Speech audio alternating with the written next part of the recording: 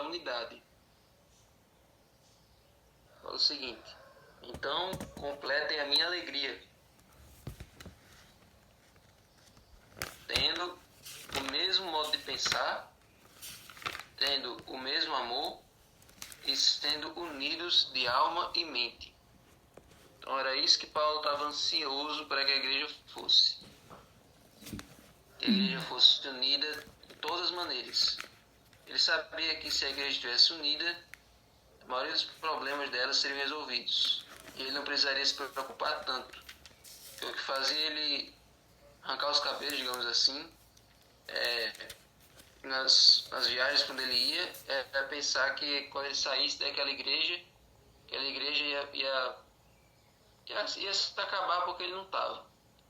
Então ele queria saber se quando ele saísse, a igreja ia permanecer firme, ia permanecer intacta, ia permanecer na fé. Porque teve aquele caso, aquela igreja que quando ele saiu, pronto, aí todo mundo ficou puxando a sardinha para algum pregador. Eu sou do lado de Paulo, eu sou do lado de Pedro, sou do lado de Apolo. Paulo disse: não, todo mundo tem que ser do lado de Cristo, gente. Deixa de ficar defendendo um pregador A, B ou C. Então essa é a preocupação dele. E acho que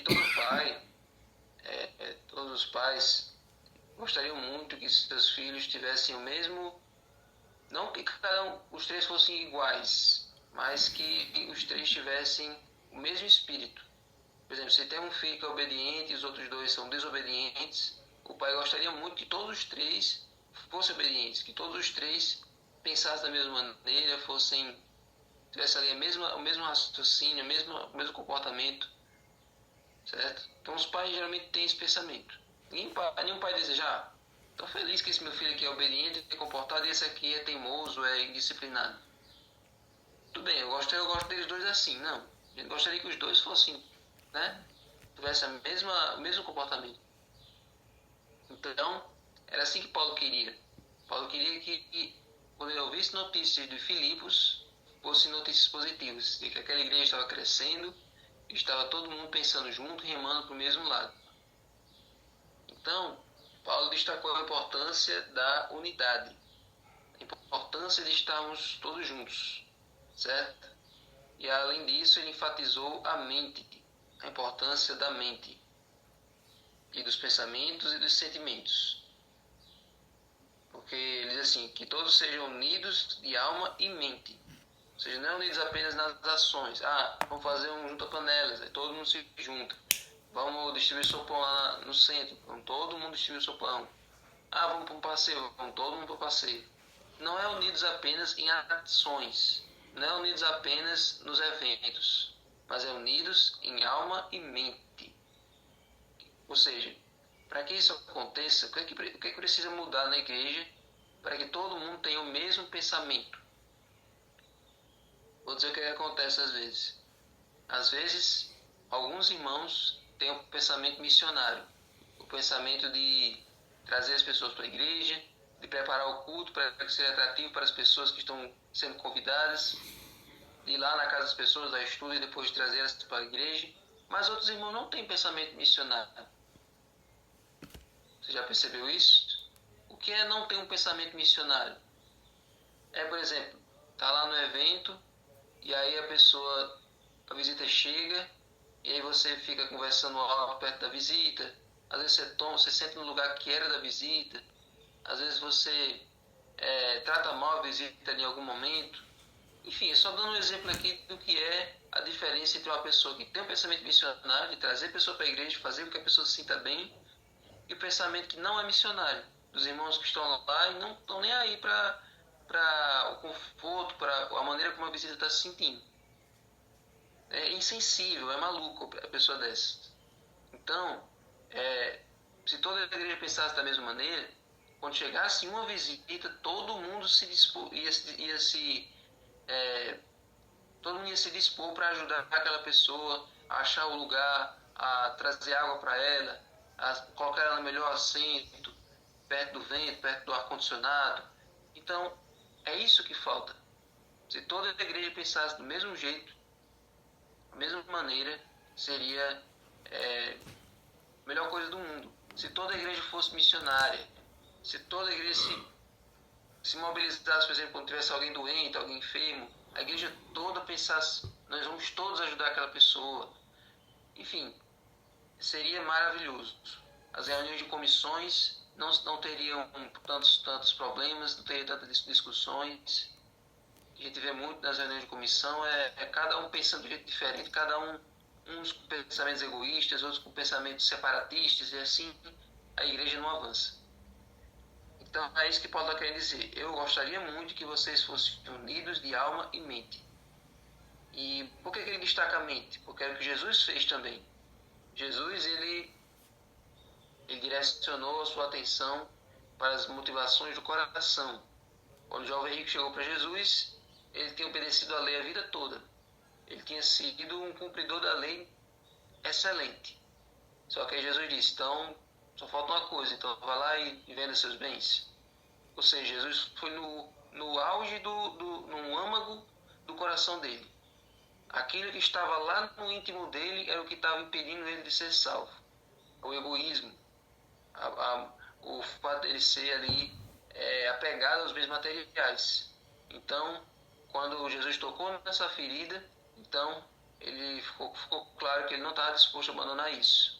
Então, os atos exteriores dele de cumprir ali as exigências da lei, estava ok. Mas a essência da lei, que é o amor, ele não estava colocando em prática. Então Jesus disse que tudo que nos contamina vem da mente.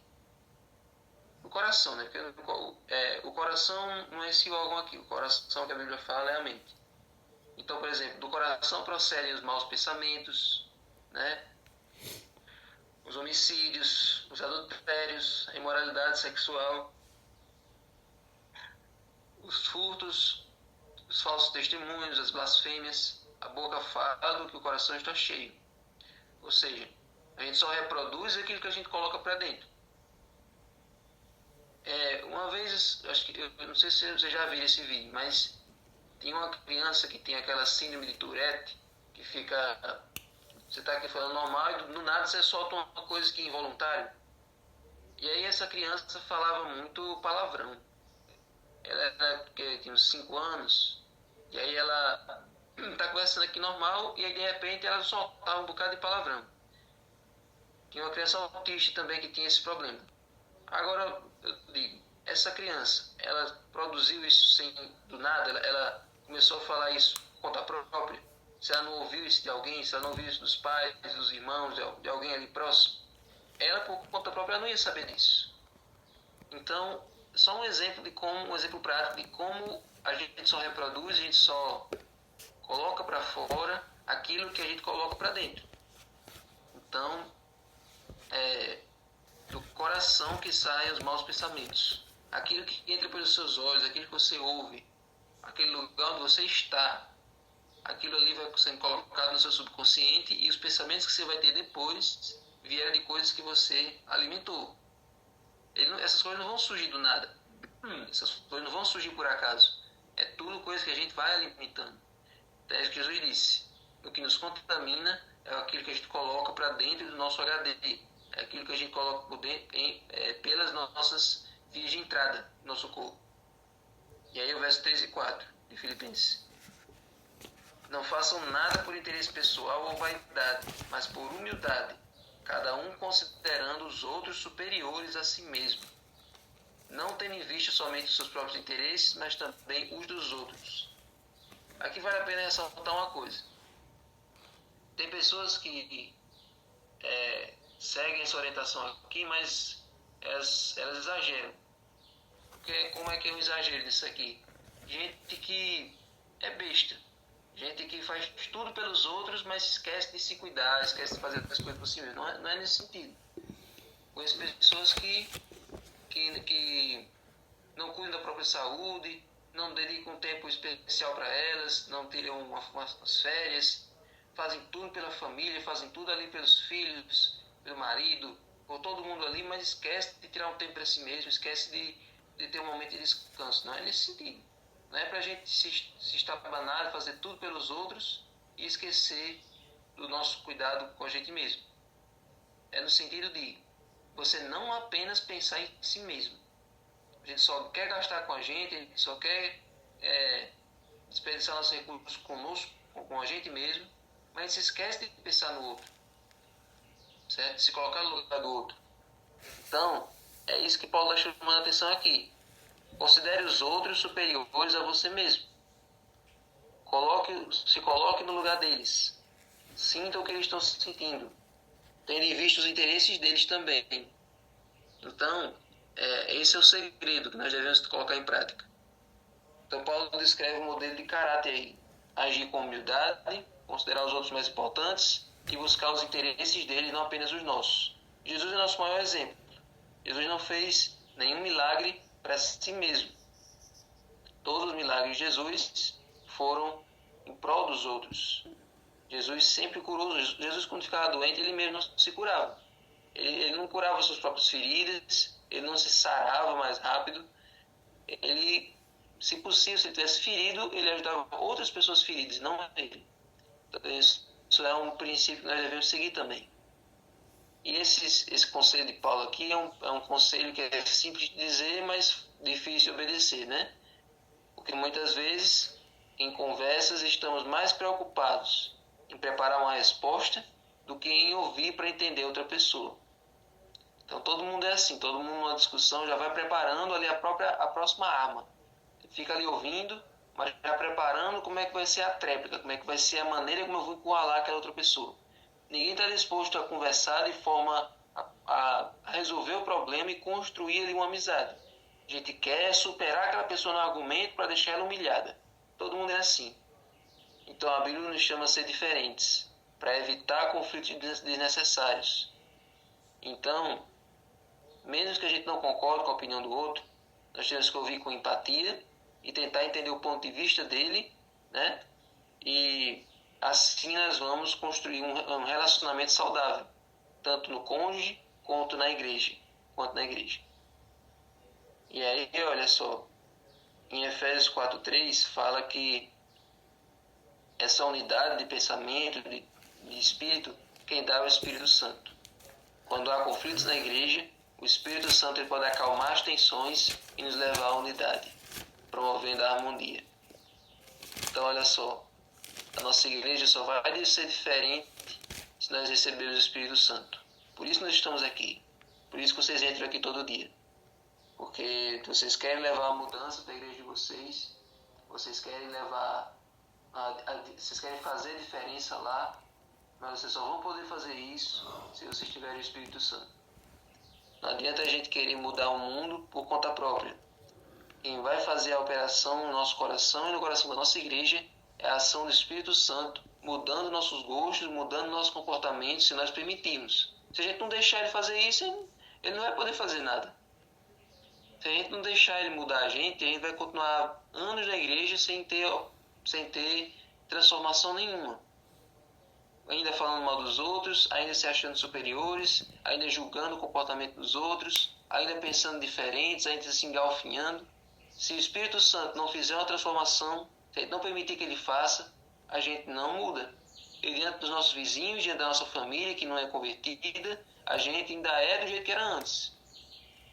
Por isso que às vezes vocês podem até reclamar no culto de quarta-feira, meus familiares não acreditam que eu me transformei, eles ficam dizendo que eu não estou convertido. Claro, se sua conversa ainda é uma conversa vã, se o seu modo de agir ainda é um modo de agir que não causa respeito para os seus chegados, é claro que eles vão continuar achando que você ainda é do jeito que era antes, quando você era do mundo. Então, permita-se ser transformado. Você não passou por uma transformação só no dia do seu batismo e nunca mais você precisa mudar nada. Agora você está perfeito. Agora você pode ir para o céu direto. Não sei o que você está fazendo aqui. Você pode ir para o céu direto porque você já está santo. Não é assim. Cada dia nós como cristãos temos o que melhorar. Então a morte para o eu ajuda a gente a pensar no outro. Então peça a Deus para que você possa cada dia se renunciar a si mesmo, se sacrificar pelo bem do outro, e assim você vai estar refletindo o caráter de Jesus. Amém? Amém. Senhor Deus, muito obrigado, Senhor, por essa lição de hoje. Muito obrigado, Senhor, pela tua palavra que foi compartilhada. Nos ajuda, Senhor, a ter em nós o mesmo comportamento que o Senhor teve. Nos ajuda, Senhor, a nos doarmos pelos outros e assim, Senhor, possamos ter uma igreja mais viva, mais amiga, mais perdoadora e mais acolhedora para aqueles que estão entrando. Sim. Que os nossos familiares, nossos vizinhos possam ver a grande diferença que o Senhor operou em nossa vida. Amém. Mas deixe o Espírito Santo entrar. Deixe ele entrar, Senhor. Nós deixamos ele entrar para que ele possa fazer essa faxina no templo do nosso coração. Do jeito que o Senhor fez lá naquele dia, que o Senhor possa fazer hoje. Amém. Para que assim o Senhor possa reinar e tomar conta de todas as nossas ações e pensamentos. Sim, Deus. Abençoa agora o estudo do livro. Em nome de Jesus. Amém. Amém.